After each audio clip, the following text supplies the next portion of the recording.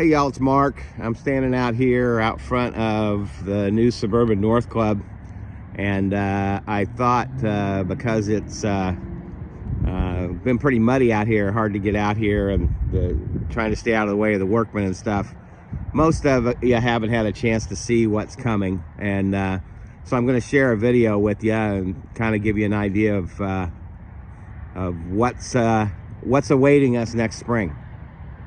So here goes the tour. As we pan across the front of the building, the area in front of those three windows you see there behind the stacked concrete blocks, which will be, those blocks are actually going to be part of the outside look of the building. As you look down there, you see those three windows. There will be a small patio area there set up as our non-smoking outdoor area for folks to congregate and catch up. You smokers do not have to worry. We have built an actual a covered smoking area that's on the east side of the building there. There's a doorway that leads out to it, and so you'll have a special area to recreate outside as well. So we're gonna walk in and I'll show you around the new digs. Here we go. So we're walking in through the new entry door here of the Suburban North Club. Really excited. I think about these doors. You know, right now we have about 50,000 people a year who walk through the door of the current Suburban North Club. It's going to be really cool to see just how many lives get changed from simply walking through these doors. You come into the beginning, we have a vestibule here in the front. As you come into the front door, this is the first wall. There will be in addition to a really cool art piece that's based on the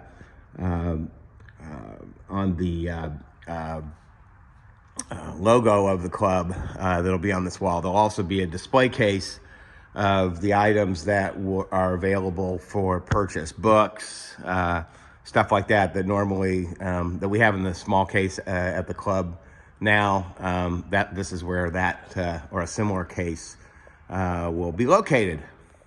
As you look to the right of the front door, the first room you encounter is the club office.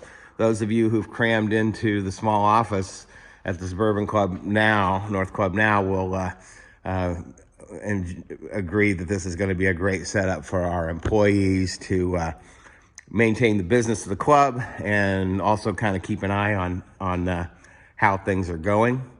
To the left of the office is what we're calling our boardroom. Obviously, we're going to be using it for a lot more than board meetings. This will be a mid-level size meeting room for meetings of 20 persons or less. So our starter meetings, things like that, will be able to take place there. And as I spin around from this room, you can see what will be the lobby area or the lounge area here in the club. There's going to be places for people to charge cell phones, tables for folks to meet at, a lot of opportunity to socialize in this space. On the back of this table will be or on the back of this wall here that backs up to the office will be a large screen television that can be used for televising events or for also broadcasting information about which meetings are meeting in what rooms, and club news, that kind of thing. There's a small room right across the main lobby area. This is where vending machines will be, so where you can buy your snacks and soft drinks and stuff like that will be in this area here. So moving back to back towards the back of the open lobby area, as I swing to my left, I see where our kitchen area is. I'm gonna come around the kitchen area. As you can see, there's two large openings. The kitchen will be set up in a way that it could be used for doing some sort of food service, things like that. We're not planning on that initially, but this will be the area where things like coffee, and when we have events and stuff at the club, social events, we'll have an area for preparing that. As we go back into the kitchen area, we have a pantry back here. So all the kind of stuff that's needed, paper towels, stuff like that, things we need for keeping things cleaned up around here will be stored in there. And then we have a room here that's kind of dark. This is where a lot of our electronics, service equipment, things of that nature will be. I'll swing you back down now through I'm back in the main lobby here. And now we come to just a couple of storage areas.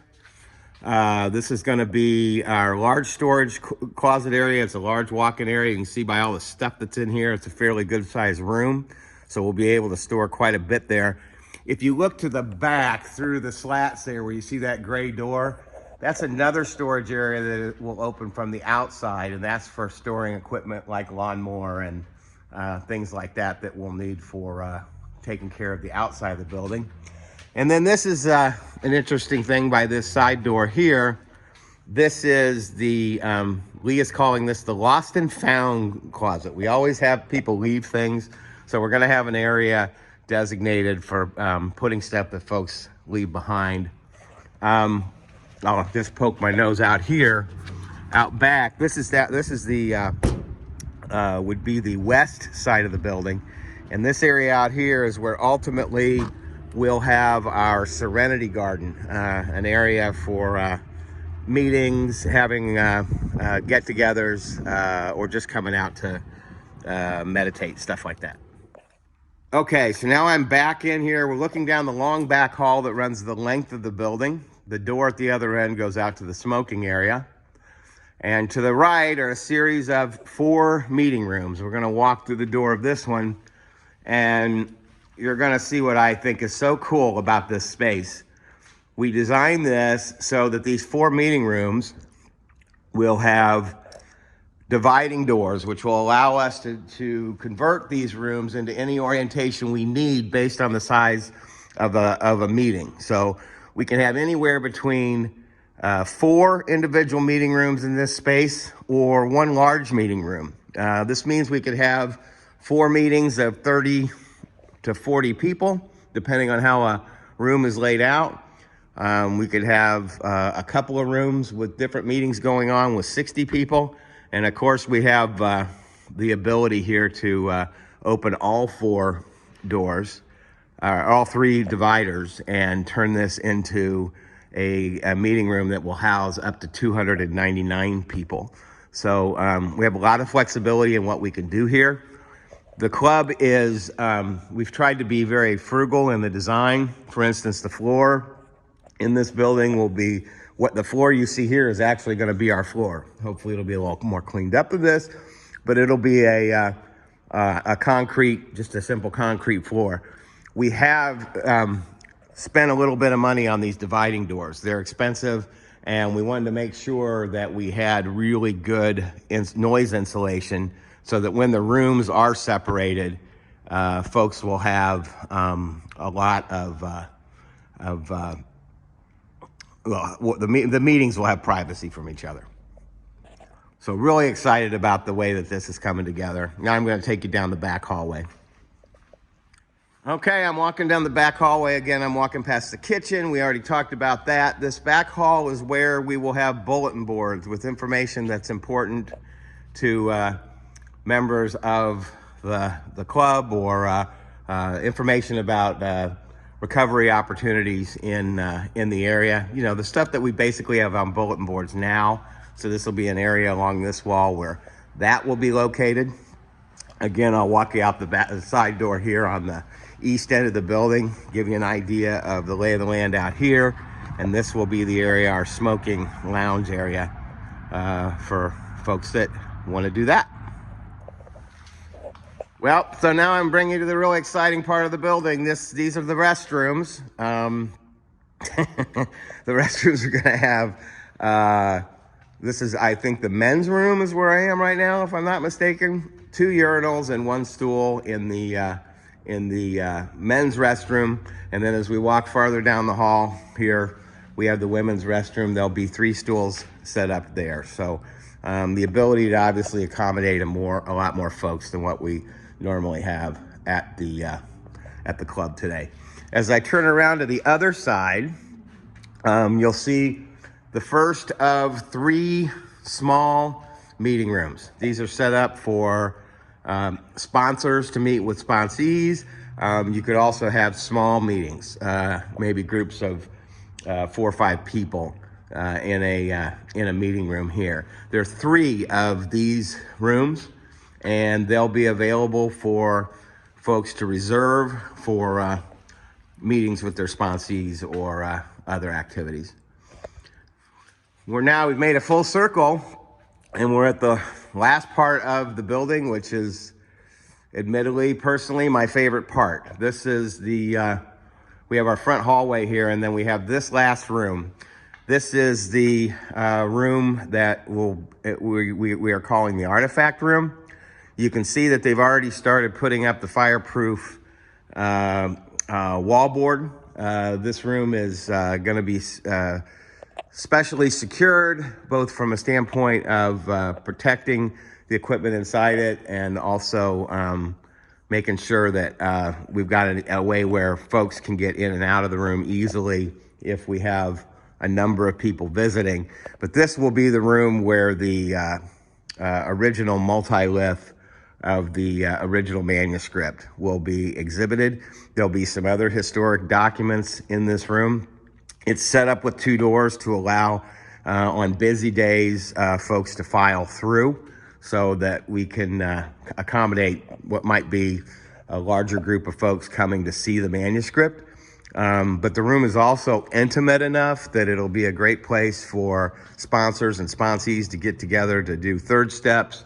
And we're looking at doing an interactive type of display here to allow folks the opportunity to experience the manuscript in a more personal way. There'll be more about that later. Anyway, so with that, I'm going to walk us back out. This is looking out of the big windows. One of the things that we've got here that's great is that every meeting room has a window. There'll be lots of natural light in this space. So it's going to be a great place for us to be. We hope to be in here by mid-spring, and at the rate they're going, it appears everything is well on schedule, and so hopefully we'll be able to make it.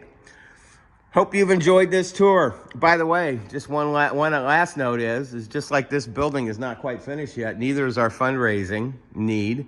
If you are able to help us, whether it's a couple of bucks or a lot of bucks, we definitely have some ground to make up between what will be the final cost of this project, and we'd love to have you connect with us to talk about how you can help with that. You have the ability to go directly to a donation area on this website, and then at the other, if you want to talk one-on-one with one of the folks on our finance team, we can put you together with that person as well. Thanks for joining me on this tour. Looking forward to seeing everybody here next spring.